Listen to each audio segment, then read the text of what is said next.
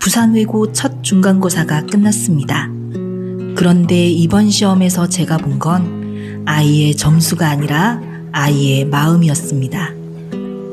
안녕하세요. 온종일 뜰입니다.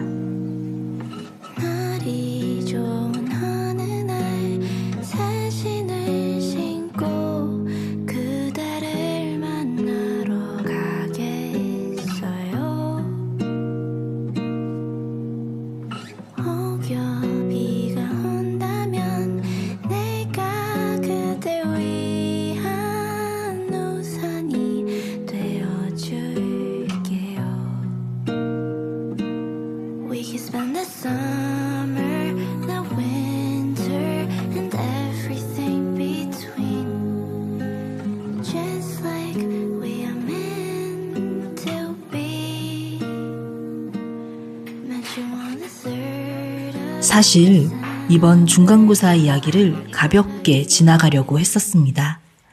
그런데 저희 가족에게 이번 시험은 단순한 시험 이상의 일이었습니다. 그리고 결과적으로는 예상하지 못한 수학을 남긴 시간이기도 했습니다. 첫째 날, 둘째 날 가채점 결과는 예상보다 더 좋지 않았습니다. 그래도 아직 남은 시험이 있었기에 지나간 결과를 붙잡고 싶진 않았습니다. 그런데 문제는 셋째 날과 넷째 날에 치러진 영어 시험이었습니다. 정답지를 보며 채점을 하려고 시험지를 펼치는 순간 저는 직감했습니다. 이건 점수의 문제가 아니라는 걸요. 아이의 마음이 먼저 무너져 있었다는 걸요. 얼핏 보면 중학교 때 시험지와 크게 다르지 않아 보일 수도 있습니다. 하지만 엄마인 저는 단번에 느낄 수가 있었습니다. 성의 없음, 두려움, 그리고 낮아진 자신감. 저는 영어를 잘하는 사람은 아닙니다. 그래도 아이가 자기 실력을 이 정도까지 꺼내지 못할 정도는 아니라는 건 알 수 있었습니다. 조금만 덜 불안했더라면 몇 문제는 더 맞출 수 있었을 겁니다. 분명 열심히 했는데도 아이 스스로가 자기 실력을 제대로 보여주지 못하고 있었습니다. 채점을 다 마친 뒤 한동안 아무 말도 하지 못했습니다. 아직 아이와 대화를 나눈 것도 아니고 아무것도 묻지 않았는데 왜 이미 알 것 같은 기분이 들었는지 모르겠습니다. 다른 애들하고 똑같은 조건이 아니기 때문에 주눅이 들 필요는 없다. 알겠지? 엄마도 처음에 엄마들 단톡방에 들어갔을 때 엄마가 할 말이 없으니까, 아는 게 없고 할 말이 없으니까 그냥 엄마들 얘기하시는 거 보고 그러니까 엄마도 은근히 주눅이 들었었거든? 근데 그 엄마들이 엄마한테 뭐라 안 좋게 말하는 게 아니야.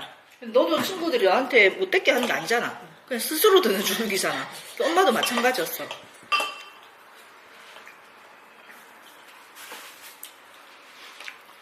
엄마도 누가 뭐라 해서 그런 게 아니고 엄마 스스로가 든 주눅이니까. 근데 그게 엄마는 나름 극복이 됐거든? 그게 극복 못할 문제가 아닌 거야. 그리고 엄마는 그냥 어떻게 자연스럽게 극복이 됐지만 너는 극복할 계기가 없었는데 이번 시험을 통해서 극복할 계기를 만난 거야. 그치? 오히려 엄마는 지금 이상한 자신감이 생겼다. 이상한 자신감. 이 근거가 없는 자신감이 생겼다니까. 지금보다 나을 자신감. 응? 그러니까 그때 말한 것처럼 기말고사를 보지 마. 기말고사에 대해서 너무 부담 갖지 마. 이게 참 외고 보낸 엄마로서 할 말은 아닌데 이번 기말은 일단은 패스하는 걸로. 그냥 어쨌든 1학년 마지막을 보자고. 그러니까 어제 엄마가 제안한 그런 방법들에 엄마 믿고 한번 해봐봐. 전력 투구를 해봐봐. 그리고 너는 뭐 어떤 환경적으로 비교되는 친구들한테 주눅들 게 아니고 최선을 다한 친구들한테 주눅은 들 수 있어. 이해돼? 최선을 다한 친구들한테 주눅 드는 거는 건강한 주눅이야. 알겠지? 그 주눅을 들지 않게 해서 더 최선을 다해봐. 아마 네가 최선을 다하잖아? 그럼 말은 안 해도 누군가는 또 니한테 주눅이 든다니까? 이 점수의 숫자의 문제가 아니라 네 태도나 이런 거에 주눅이 든다고. 그게 기선제압이야. 알겠지? 지금 뭐 욕심부려서 완벽하게 성적이 다 좋아야 된다는 거는 그냥 일단 마음을 내려놔. 어차피 그렇게 할 수가 없잖아, 솔직히. 근데 점점점 좋아지는 거에 대해서는 우리가 해볼 만해. 그리고 진짜 순간순간 너 학교 가면은 이제 시험 얘기, 성적 얘기가 계속 나오면은 계속 신경 쓰고 주눅이 들 수 있거든. 네가 못했다고 생각하지 말고 그냥 OMR 카드 다 밀렸었다고 생각해. 알겠지? 엄마는 일찌감치 그렇게 생각하고 있으니까. 아빠도 마찬가지고. 네 실력이 다 안 나온 거야. 최선을 다 못한 것도 있고 뭐 어떤 이유에서든 집중을 못했으니까. 그리고 엄마 누누이 말하지만 지금 네가 부족할 건 없다. 지금 너만큼 하고 싶어서 너를 부러워하는 친구들도 학교 안이 아니라도 이 세상에 너를 부러워하는 친구들 많아. 그러니까 너무 주눅 들지 마. 그리고 친구들도 다 좋잖아, 솔직히. 그러니까 너 스스로 자꾸 너한테 연민 느끼고 그렇게 하지 마. 알겠지? 그래, 화이팅 하자. 그런 의미에서 밥 먹고 수첩 사러 가자.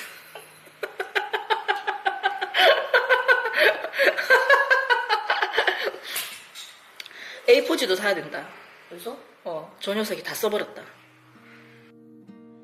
Met you on the 3rd of December. Oh, how could I forget? 친구들처럼 억지로 따라가려고 불안한 상태로 꾸역꾸역 버티기보다 우리는 우리 수준에 맞게 우리가 잘할 수 있는 방식으로 조금 돌아가자고 했습니다. 지금은 잠시 뒤처진 것처럼 보여도 괜찮다고 우리에게 맞는 신발을 신고 우리 템포로 편하게 걷다 보면 어느 순간 우리가 먼저 도착해 있을지도 모른다고 말했습니다.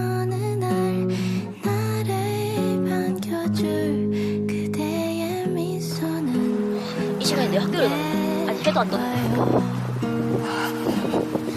죽겠다. Even when you fall asleep, I will love you until 생각해보면 아이는 입학 첫날부터 자기 신발이 초라해 보였던 것 같습니다. 사실 저는 그 마음이 조금 이해가 됐습니다. 저 역시 처음 엄마들 단톡방에 들어갔을 때 비슷한 기분을 느꼈거든요. 내가 여기 있어도 되나? 내가 너무 모르는 사람 같다는 생각. 물론 지금은 전혀 아닙니다. 어머님들도 너무 좋으시고요. 그냥 스스로 느꼈던 작은 주눅이었습니다. 그래서 아이 마음이 더 아프게 느껴졌습니다. 중학교 때까지는 친구 걱정이나 주눅 같은 걸 모르던 아이였는데 새로운 환경 속에서 새로운 분위기의 친구들을 만나며 몸도 마음도 굳어 있었던 것 같습니다. 아무도 아이를 주눅들게 하지 않았을 겁니다. 친구들도 다 좋은 아이들이라고 했으니까요. 그런데도 아이는 혼자 스스로 작아지고 있었던 거죠. 잘 유지해오던 자기 방식보다 친구들의 압도적인 방식이 더 정답처럼 느껴졌을 거고 화려한 학원 자료들과 엄마가 만든 문제집이 비교됐을 겁니다. 지금 중요한 건 당장 앞의 성적을 억지로 따라잡는 게 아니라 아이에게 맞는 속도로 다시 숨쉬는 법을 찾는 거라고요. 앞서가는 친구들을 무작정 뒤쫓게만 할 수는 없습니다.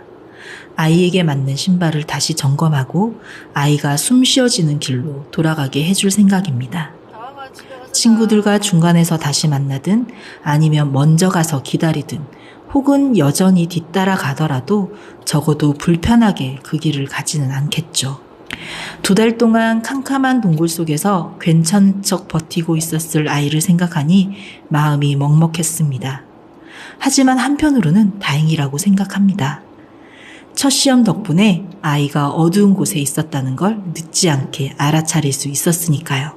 어려움을 극복하는 건 어렵지 않습니다.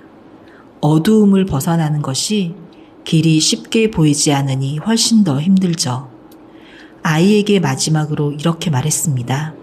이번 시험에 너무 집착하지 말라고. OMR 카드 밀려 쓴 시험이라고 생각하라고. 이번 시험은 너의 진짜 실력이 아니라고. 그리고 앞으로는 어두운 90점을 위해 애쓰지 말고 어려운 60점에 최선을 다하자고. 엄마는 그게 더 좋다고. 혹시 이번 시험에서 우리 아이가 평소답지 않은 시험지를 들고 왔다면 점수보다 먼저 아이 마음의 상태를 한번 살펴봐 주세요. 아이가 받고 있는 스트레스가 어려움인지 어두움인지 조심스럽게 제안 드려 봅니다. 그럼 다음 영상에서 다시 만나요.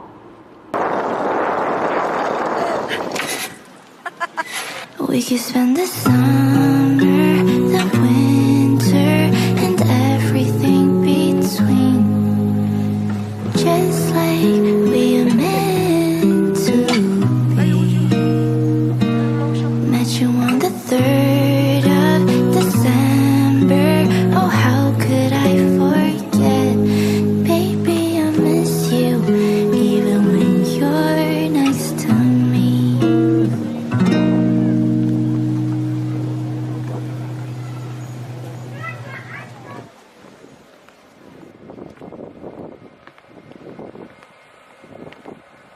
안 춥냐?